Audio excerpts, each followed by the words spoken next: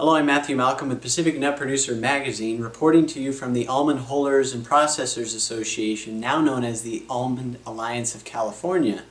And I'm here with Dick Cunningham and Kelly Covello to explain the reason for the change and how that impacts almond hullers, processors, and growers. The Almond Hullers and Processors Association was started in 1980 to serve the needs of almond hullers and shellers only.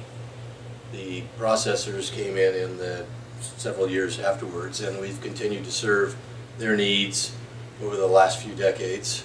However, with the growth of the almond industry in the last several years and the change in the environment in which we operate, there's been a need to restructure the association going forward. So the board of directors decided to go through a strategic planning process. That process included a broad cross-section of leaders in the almond industry, including almond board executive staff, almond board directors, hullers, shellers, growers, and from that we now have a new vision of our association. Now we've named it the Almond Alliance of California, and we have members that include hullers, shellers, processors, and growers, as well as our allied industry members. So as a huller sheller myself, there might be some concern from our existing core members as to the focus of who we're going to serve going forward, and I can tell you that that's not going to change as far as serving the needs of the huller sheller, being one myself. I think we've done a great job over the past several years serving the needs of huller shellers and processors and handlers as well, and we're not going to change from that. It's just that with the new name of the Almond Alliance of California, we now embrace growers as well as all the other facets of the industry. I am Kelly Covello, president of the now Almond Alliance of California, and our board of directors recently went through a strategic planning process to really look at where the association is today and where we want to be moving forward. Through that strategic planning process, we looked at who we represent, what focus we should have moving forward in terms of how we should allocate our resources.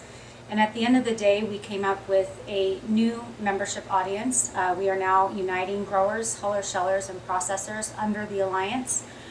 We also defined a new mission, which is to be the premier advocate for the California almond industry. So in order to support that vision of being the premier advocate, there's a few specific tactics that we've already started to undertake.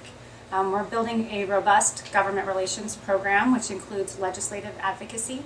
So we actually have boots on the ground through California advocates in Sacramento on a daily basis, representing the association and the industry as a whole. We've increased our regulatory advocacy work. Over the last 5 years, we spent a lot of time on the Food Safety Modernization Act. I think the result of the final rules does reflect a lot of the work that the association has done for all segments of the industry, including growers, hullers, shellers, and processors. We did have a specific focus on the hullers, shellers, since they did get caught in the crosshairs of a lot of the different rules. And so we've done a lot of work, and I think that sector in the industry in particular has benefited greatly from the work we've done. Another piece of that program is the memorandum of agreement that we have with the Almond Board.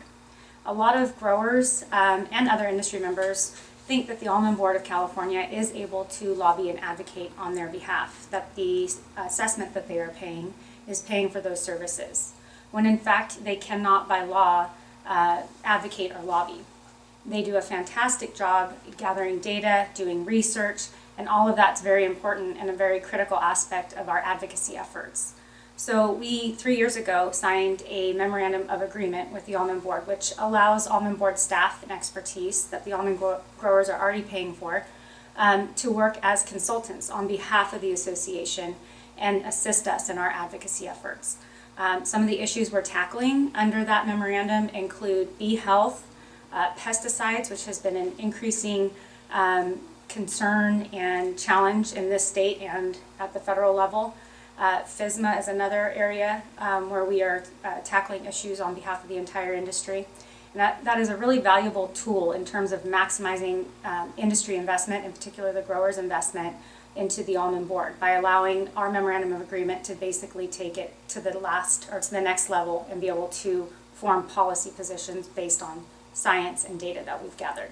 I would encourage all growers to visit almondalliance.org. We do have membership information online, and for $2 an acre, growers can come on and be members of the association, and we will keep you apprised of all of the work we're doing on your behalf. And I think it's definitely a wise investment to continue the investment that you've already made into the almond industry.